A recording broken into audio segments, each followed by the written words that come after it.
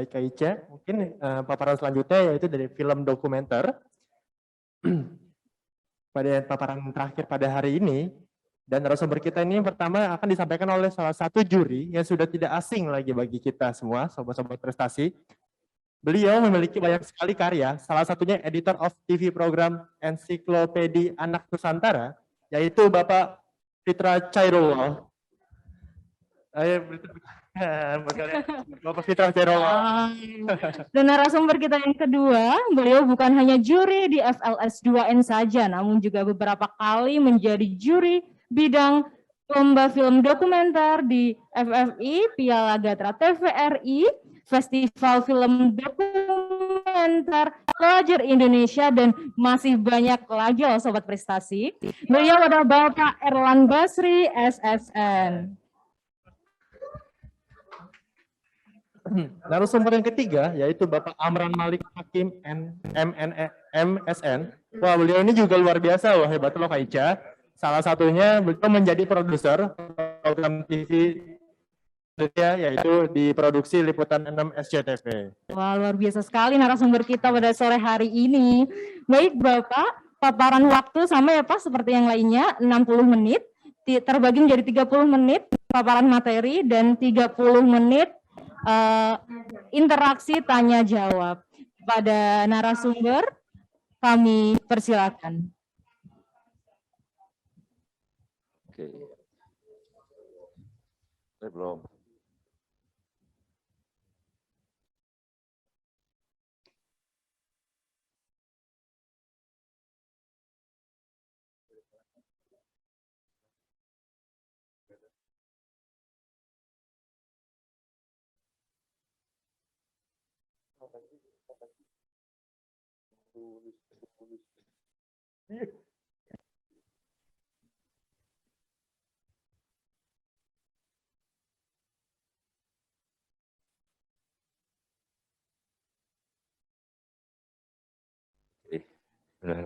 Assalamualaikum warahmatullahi wabarakatuh.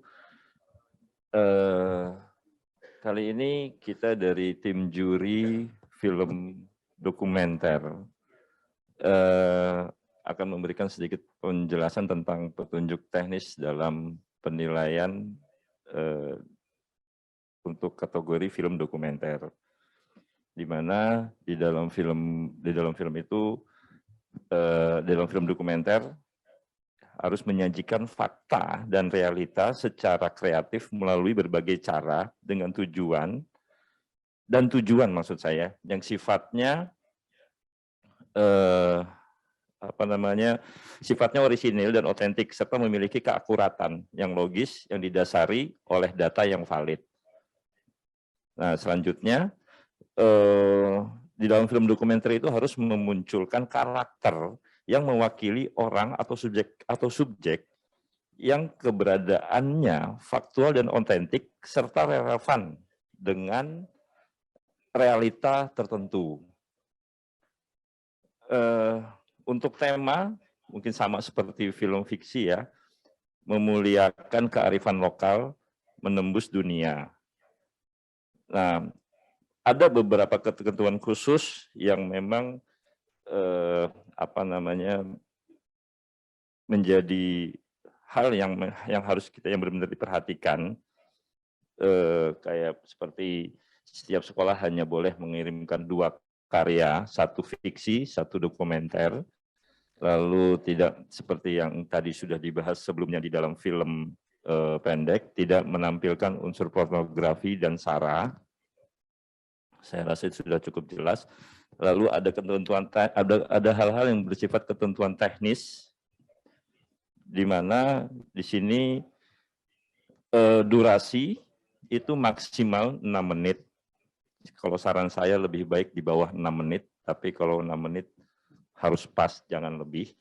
Lalu penggunaan musik, lagu, untuk film harus seizin dari penciptanya, ya.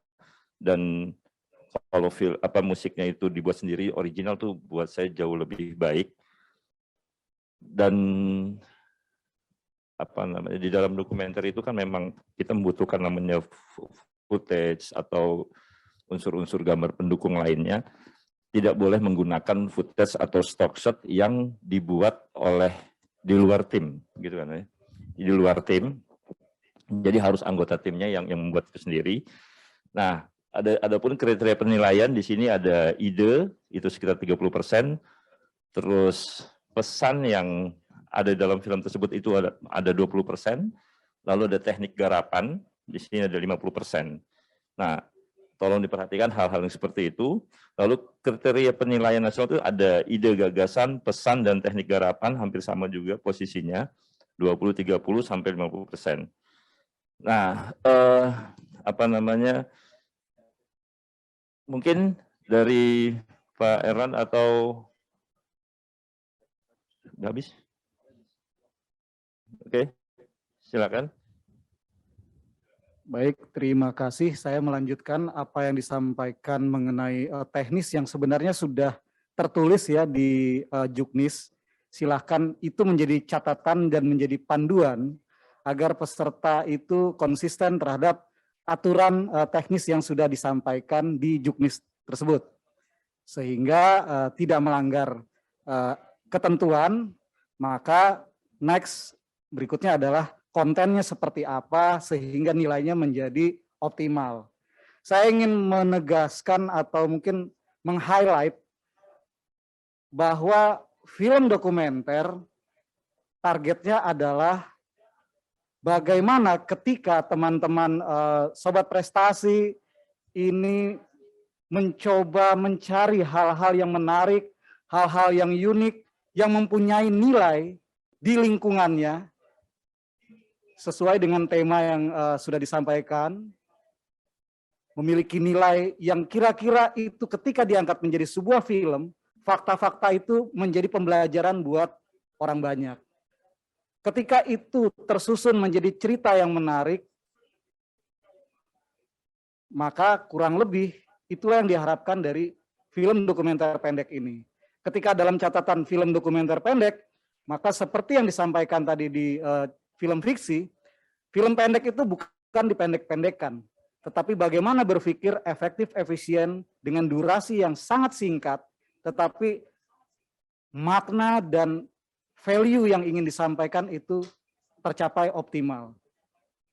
Kurang lebih itu yang menjadi catatan kita bagaimana menilai sebuah karya film dokumenter pendek, sehingga silakan buat kreativitas kalian seoptimal mungkin, maksimalkan apa yang ada di sekitar kalian, dan menjadi sesuatu yang punya nilai secara universal.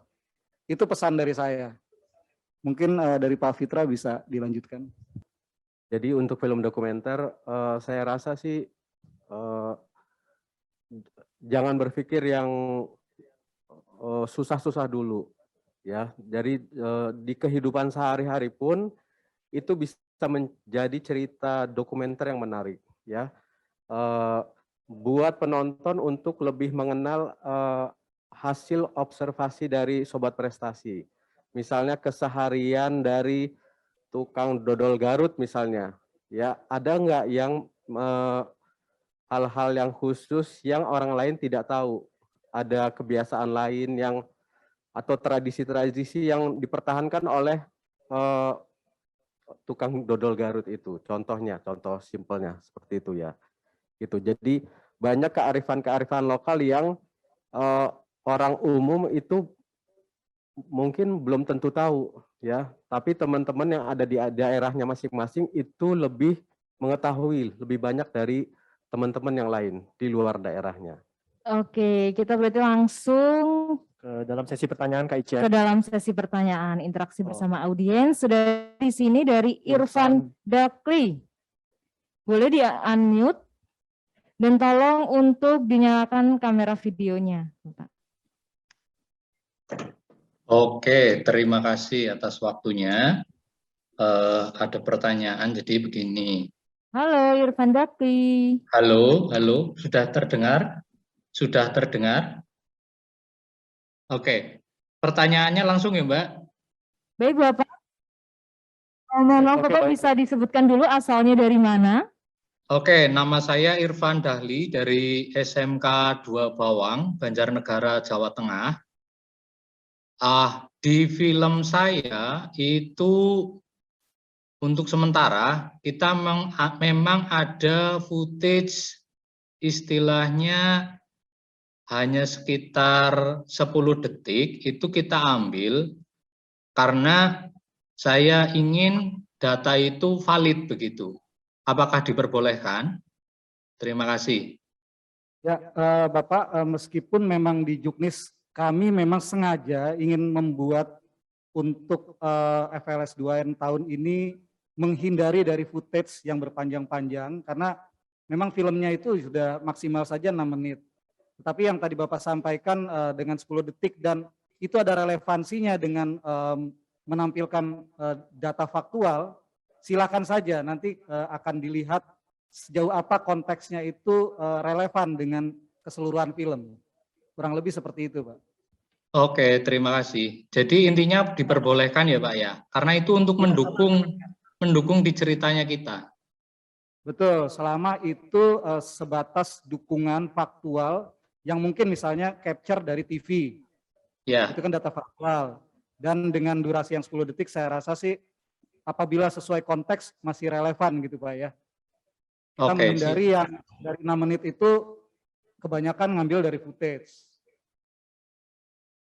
Kurang lebih begitu Pak penjelasannya. Siap, terima kasih. Terima kasih. Baik, terima kasih Bapak atas pertanyaannya. Baik, kita lanjut ke pertanyaan selanjutnya. Dari SMKN 1 Manado bertanya, bisa diberikan contoh umum model naskah untuk film dokumenter? Baik, saya langsung menjawab dari SMK 1 Manado. Kalau contoh umum kan mungkin banyak ya di buku-buku yang tersebar atau mungkin bisa melihat di Google, silakan saja. Dan itu silahkan bagaimana kreativitas dari teman-teman siswa SMK untuk menyusun itu yang nanti akan disampaikan ke FLS 2N. Jadi nggak ada sesuatu yang baku, banyak kemungkinan ketika yang penting konsepnya itu jelas tersampaikan dan sudah ada guide kan. Apa itu film statement, itu tadi sudah disampaikan oleh juri film fiksi sebelumnya, sebuah pernyataan yang kita tulis bahwa film ini mau ngomong apa. Lalu kalau di dokumenter itu mungkin maksimal kita bisa membuat tulisan treatment. Bagaimana deskripsi dari scene yang akan kita buat di dalam film dokumenter kita, itu rekaan berdasarkan riset kita. Nah kurang lebih dituliskan aja apa adanya. Sehingga itu juga menjadi sebuah penilaian, apakah teman-teman siswa SMK ini memahami bagaimana cara penulisan film dokumenter, bagaimana cara membuat konsep di film dokumenter. Itu sebuah penilaian yang mungkin setiap SMK punya referensi yang berbeda-beda. Kita akan melihat sejauh apa gagasan itu sesuai dengan konteksnya dengan film yang dihasilkan nanti. Oke, baik. Dengan pertanyaan selanjutnya. Dari SMKN 1 Lur Agung, 6 menit itu hanya termasuk opening, isi film, kredit title, atau dengan behind the scene-nya, Pak? Boleh Bapak silahkan. 6 menit itu hanya termasuk opening, isi film, kredit. Oke. Jadi 6 menit itu dari opening sampai kredit title, ya. Jadi tadi sempat disinggung oleh teman-teman dari juri fiksi bahwa kalau mau menampilkan behind the scene-nya itu ada link sendiri, ya. Jadi dibikin aja sendiri, jangan dimasukkan ke dalam kredit title yang ada di film itu sendiri. Jadi sayang waktunya terbuang hanya untuk behind the scene, ya. Bisa jadi behind the scene-nya 10 menit gitu loh, ya. Jadi kan sayang tuh udah capek-capek bikin segala macam. Sayang nih kalau nggak dilihatin di behind the scene. Ya silakan saja buat di behind the scene tapi tidak digabung oleh film itu sendiri, ya. Diingatkan sekali lagi bahwa awalnya dari opening sampai ending behind the scene, ending credit title itu harus di bawah 6 menit, maksimum 6 menit, ya. Karena pengalaman tahun-tahun sebelumnya ada yang filmnya bagus-bagus, tapi durasinya ya seperti itu, lebih dari 6 menit 10 detik, 6 menit 30 detik gitu. Itu dengan berat hati kami para juri harus mendiskualifikasi ya, karena tidak menuruti aturan yang berlaku. Begitu. Terima kasih. Oke, baik. Pertanyaan selanjutnya yang berada di Zoom dari Pocut di Vanessa. Bisa tolong di unmute, Mbak Pocut? Halo, Mbak Pocut? Halo, halo. Ya, ya, suara terdengar. Ya. Perkenalkan, saya Pocut Dwi Vanessa dari SMK Negeri 3 Banda Aceh. Ingin bertanya, seperti yang sudah disebutkan di poin awal dan kita semua tahu bahwa film dokumenter itu merepresentasikan kenyataan dan fakta-fakta. Tapi bolehkah jika ada adegan yang didirect atau diarahkan ke narasumber film? Cuman untuk memperjelas alur dan keadaan film itu kira-kira seperti apa? Ya, terima kasih Pocut. Betul, ketika menafsirkan film dokumenter itu adalah merepresentasikan kembali fakta dan realita. Dan pertanyaannya Pocut, apakah boleh ada pengadeganan? Silahkan saja. Di dalam pola pembuatan film dokumenter itu dikenal dengan reenactment. Bagaimana kita melakukan reka ulang fakta-fakta yang pernah terjadi atau mungkin pendekatan ulang kepada subjek untuk menyampaikan sebuah realita yang dihadirkan bersamaan dengan perekaman itu. Jadi sah-sah saja. Itu yang disebut reenactment ya. Bukannya yang seperti di film fiksi. Jelas Pocut? Ya jelas, terima kasih banyak ya juri. Baik, terima kasih.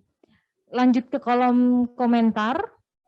Nah, ada pertanyaan dari SMK Ma'arif 1 Kebumen. Kalau foto dokumentasi digabung dengan filmnya boleh atau tidak, Pak? Oke, untuk ini saya coba jawab. Kalau foto digabung, foto dokumentasi digabung dengan filmnya, ini dilihat dari konteks filmnya itu sendiri ya, filmnya. Artinya foto itu merupakan bagian dari alur cerita itu atau tidak gitu loh. Tapi kalau mau fotonya adalah foto behind the scene ya tentunya harus dipisah dong gitu loh. Kurang lebih seperti itu sih. Tapi ya kita lihat dari konteks foto ini. Foto ini adalah bagian dari sebuah alur cerita itu atau tidak, begitu paling enggak seperti itu. Oke, sudah cukup jelas ya. Baik, terima kasih Pak. Next di pertanyaan selanjutnya dari SMK N1 Mentawai. Izin bertanya Pak, kalau misal saat menayangkan credit title disandingkan dengan kilasan behind the scene bagaimana? Ya, tadi seperti yang sudah dijelaskan, credit title itu disandingkan dengan behind the scene. Jadi begini, kami para juri sangat mengapresiasi usaha Sobat Prestasi dalam membuat karyanya ya, produksi dan berkarya. Jadi dalam waktu 6 menit itu harapannya sih bisa maksimal gitu tanpa ada unsur-unsur lain di luar film itu. Kalau menampilkan behind the scene di credit title, saya rasa sayang durasinya behind the scene-nya pun tidak maksimal kelihatan oleh penontonnya nanti. Itu sih. Jadi behind the scene diberikan porsi sendiri untuk bisa dinikmati oleh penontonnya. Jadi kalau mau maksimal di behind the scene-nya bikin secara serius, bikin sendiri durasinya boleh lebih dari 6 menit gitu. Tapi kalau disandingkan dengan credit title, rasanya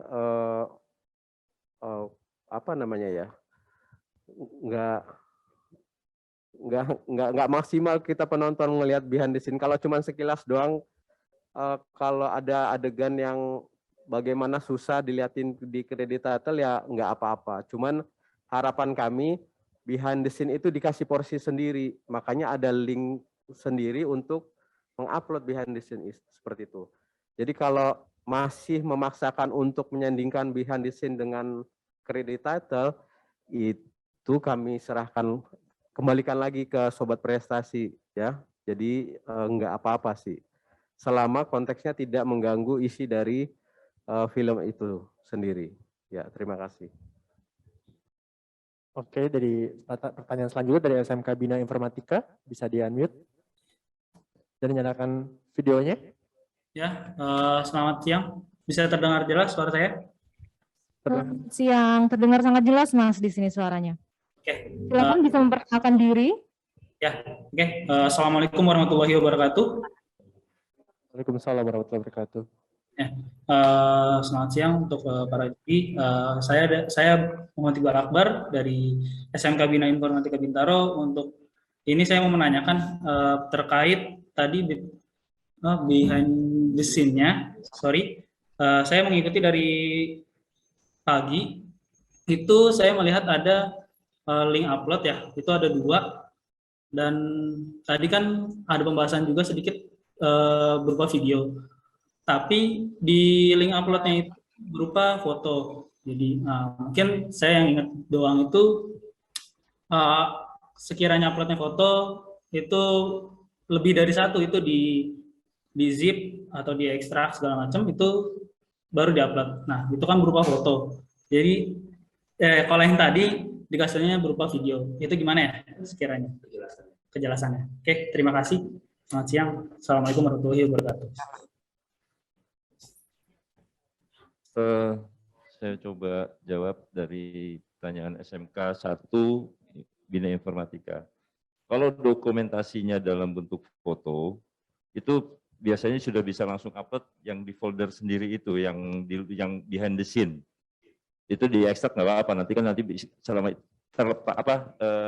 nanti bisa kita buka kalau mau masuk ke dalam folder yang terpisah dari materi filmnya. Gitu ya.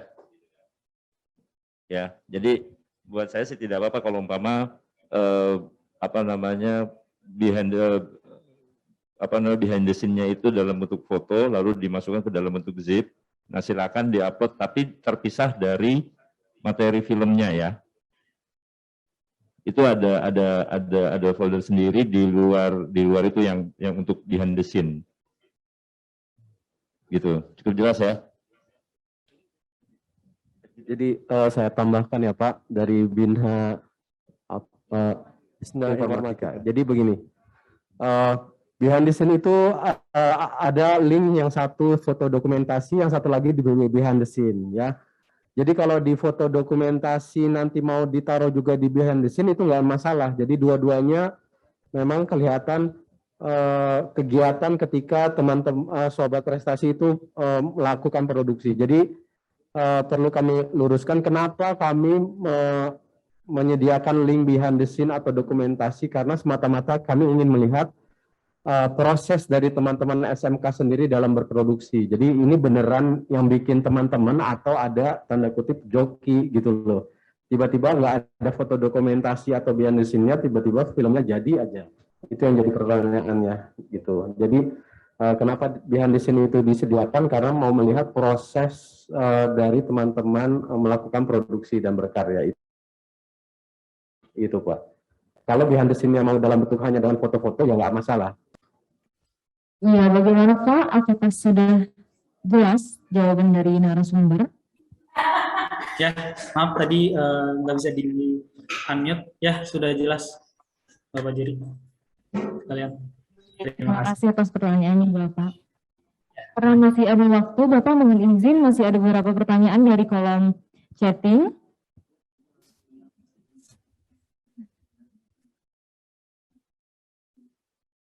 Ada pertanyaan dari Iva, apa bisa film dokumenter hanya dinarasikan melalui voice over untuk subjek tanpa ada dialog, Pak?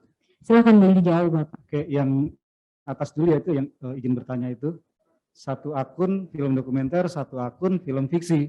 Harusnya kan beda akun ya, meskipun satu SMA tapi akunnya beda, karena grupnya saja pasti berbeda. Grup film fiksi dan grup film dokumenter. Itu jawaban untuk yang SS. Yang kedua, apa bisa film dokumenter hanya dinarasikan melalui voice over untuk subjek tanpa ada dialog? Silahkan, itu ranah kreativitas. Membuat film, catatannya adalah elemennya, ada audio, ada visual, ada subjeknya, ada keterangan di mana lokasinya, dan apa yang ingin diceritakan. Nah, bagaimana menceritakannya itu ranah kreativitas. Ada yang menceritakannya dengan hanya dialog saja. Dari dialog disambung dengan dialog dan seterusnya. Dari aktivitas satu dengan aktivitas satu, semua itu realita yang disusun sedemikian rupa sehingga meyakinkan penonton ini adalah sajian fakta yang memiliki nilai daya tarik dan memiliki nilai pembelajaran. Jadi jawabannya adalah silakan saja. Ada sangat kebebasan ketika kita membuat film dokumenter selama materinya adalah fakta dan realita. Oke, baik. Terima kasih Bapak atas jawabannya. Mas, bisa ke atas? Scroll ke atas, di atas.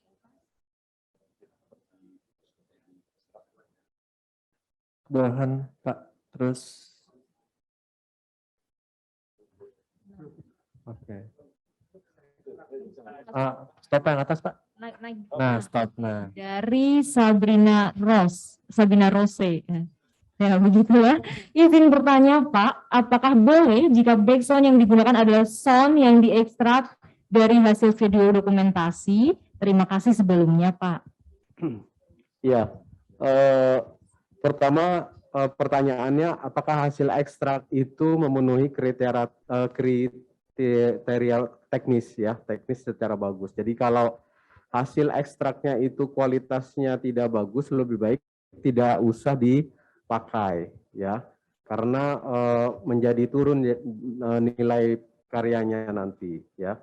Dan yang kedua, apakah hasil dokumentasinya dokumentasi siapa dulu gitu loh, dokumentasi pribadi ya, dokumentasi yang berhubungan dan film dokumenter atau dokumentasi orang dan sudah minta izin atau belum itu ya. Jadi apakah boleh? Boleh, tapi melihat dua faktor itu. Yang satu, hasilnya harus standar teknisnya. Yang kedua, dokumentasi siapa dulu yang dipakai ya. Kalau dokumentasi orang berarti akan lanjut ke masalah originalitas, harus ada izin lagi dan sebagainya. Itu dia, itu jawabannya. Semoga. Oke, baik. Terima kasih Bapak atas jawabannya. Bisa ke bawah. Tadi sudah, Mas Latif? Juga sudah.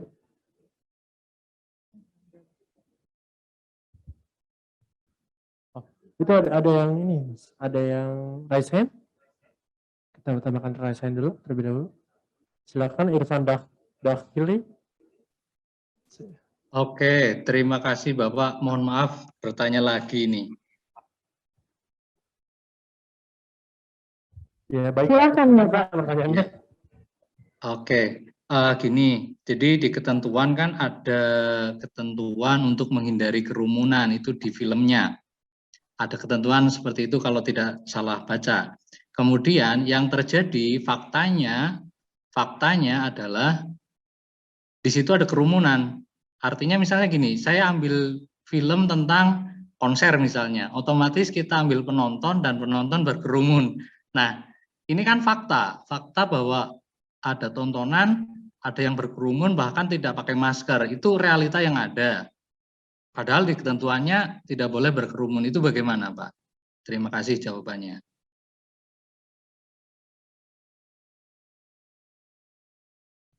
Jadi begini Pak, untuk masalah kerumunan, aturan dari Juknis tidak menimbulkan kerumunan. Pertama, kita harus patuh akan prokes itu dulu Pak, patuh akan prokes. Ya, jadi untuk kru yang terlibat itu patuh prokes. Jadi kalau teman-teman sobat prestasi sudah patuh prokes, semoga kerumunannya juga ikutan patuh. Harapannya sih seperti itu. Tapi karena faktanya menimbulkan kerumunan, yang penting sobat prestasinya dulu yang sudah mengantisipasi bahwa teman-teman sudah patuh akan prokes itu dulu Pak. Jadi kalau kita juga tidak bisa mengendalikan yang namanya masyarakat umum, kalau sudah berkerumun harus bagaimana itu juga ada yang di luar dari kendali kita, tapi untuk mengantisipasi kitanya dulu Pak yang patuh prokes. Itu sih Pak. Oke, siap.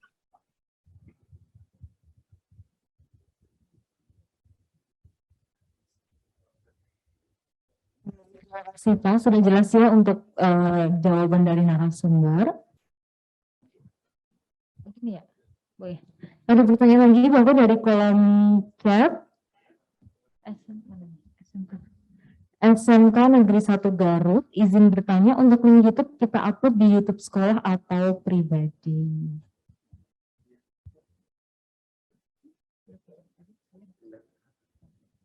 Intinya sih satu akun mewakili satu pendaftar. Kalau untuk YouTube sekolah berarti itu sudah kepakai misalnya untuk film fiksi. Kalau sekolah itu daftar lagi ke film dokumenter berarti harus satu akun lagi dibuat untuk mendaftar. Jadi akun YouTube yang sekolah hanya untuk satu karya saja. Ya. Tadi ada lagi ini. Berkas naskah dikumpulkannya gimana, via link drive atau Gform? Berkas penulis naskah kan harus ngumpulin ide pokok, sinopsis, dan naskah. Itu dikirim dalam satu file atau masing-masing. Jadi untuk di Juknis memang diwajibkan untuk mengirimkan kalau di film fiksi naskah, kalau di dokumenter treatment, ya kerangka berpikirnya. Jadi itu harus dikirimkan dalam satu file saja, ya. Nanti akan tadi ada update dari tim IT-nya, akan dibuatkan link khusus untuk mengupload dari naskah tersebut, ya, untuk film pendek maupun film dokumenter. Nanti bagi teman-teman yang mungkin sudah mengirim tapi ketinggalan naskah atau treatmentnya, mungkin nanti bisa dihubungi kembali ya Pak Pascal ya. Jadi akan dihubungi kembali oleh panitia dan mengirim ulang dengan link yang telah disediakan. Begitu. Langsung. Izin bertanya, berapa paling besar kapasitas video untuk diupload? Terima kasih. Kalau dilihat dari Juknis, format teknisnya itu FHD 1920 kali 1080 ya, dengan frame rate-nya 25. Rata-rata film yang dengan format itu kalau 6 menit itu sekitar di bawah 1 GB ya. Jadi tidak mungkin lebih dari 1 GB ya, itu.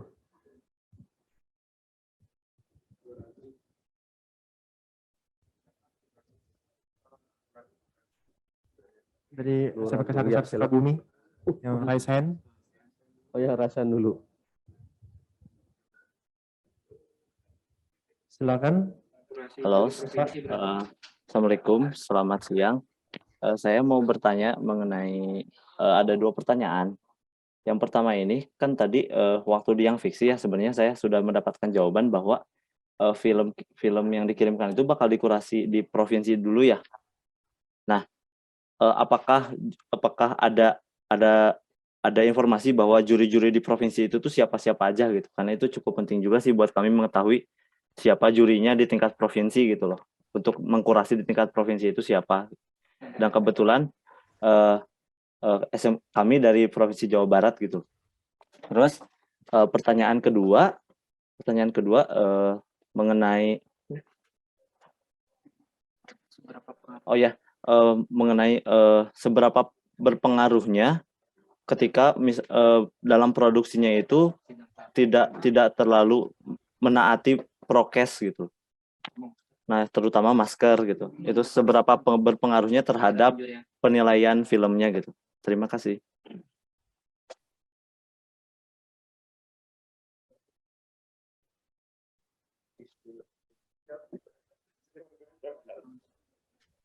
Oke, Pak siapa tadi dari SMKN Sukabumi. Jadi begini Pak, untuk juri memang nanti ada proses dari provinsi akan dinilai mencari satu yang terbaik dari tiap-tiap provinsi.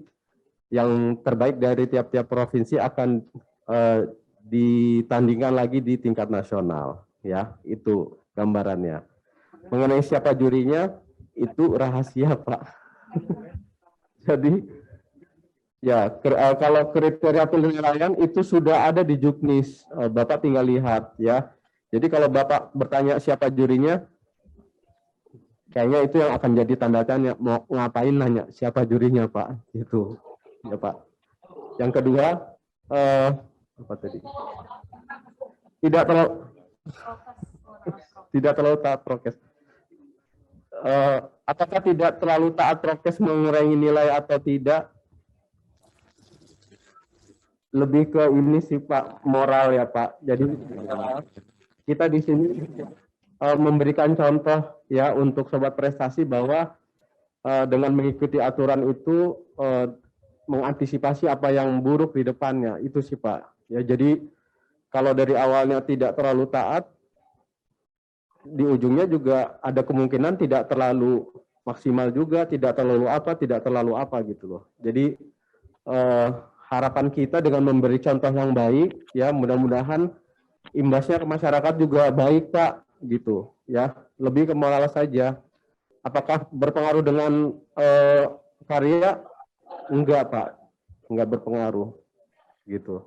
Karya bagus ya bagus, tapi balik lagi Pak, dalam prosesnya kita memberikan contoh yang baik untuk sobat prestasi teman-teman SMK, begitu Pak. Terima kasih. Oke, baik Bapak. Terima kasih jawabannya. Baik, terima kasih jawabannya Bapak.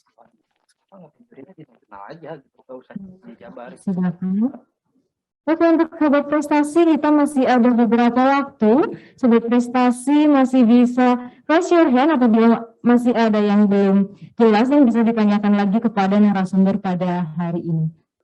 Nah, ada nih pertanyaan Kak Dava, izin bertanya, apakah tenggat waktu tepat tanggal 15 Juli? Oh iya betul Kak Ica, tenggat waktu sampai tanggal 15 Juli. Nanti jika ada info tambahan, nanti pihak BPTI akan menginformasikan di IG Puspresnas jika ada tambahan waktu. Baik, berarti Tapi untuk saat ini kita tetap tanggal 15 Juli. tetap sesuai dengan jadwal, Betul, masa ya. tenggatnya 15 Juli 2022. Jadi untuk sobat prestasi yang belum unggah karya, ayo buru-buru kita unggah karya sebelum jatuh tempo tanggal untuk pendaftarannya ditutup. Bapak, ini masih ada pertanyaan tambahan dari SMKN 1 Luragung. Izin bertanya, Pak, kami syuting di hutan, naik ke puncak, jadi kru tidak memakai masker. Oke, izin bertanya, kami akan syuting di hutan. Ya, kalau menurut saya sih sebenarnya nggak begitu bermasalah, selama sebenarnya masker itu kan buat kepentingan bersama, buat kepentingan kita juga gitu. Kalau umpamanya sudah bisa dipastikan bahwa naik gunung, saya rasa itu udara juga bagus ya. Terus ada ya dengan protokol-protokol tertentu seperti jaga jarak dan segala macamnya, buat saya sih tidak masalah gitu loh. Ya, gitu ya, cukup ya. Baik, Bapak. Baik Bapak. Jadi Bapak, untuk yang terakhir, boleh nggak Pak, kami minta semangatnya untuk sobat prestasi yang ada di rumah Bapak. Oke ya, buat sobat prestasi, semangat berkarya. Kita tunggu karya-karya terbaiknya untuk apa ya? Oke, kita tunggu aja gitu karyanya. Oke, baik Pak. Oke. Baik, terima kasih Bapak. Terima kasih dan terima kasih sobat prestasi.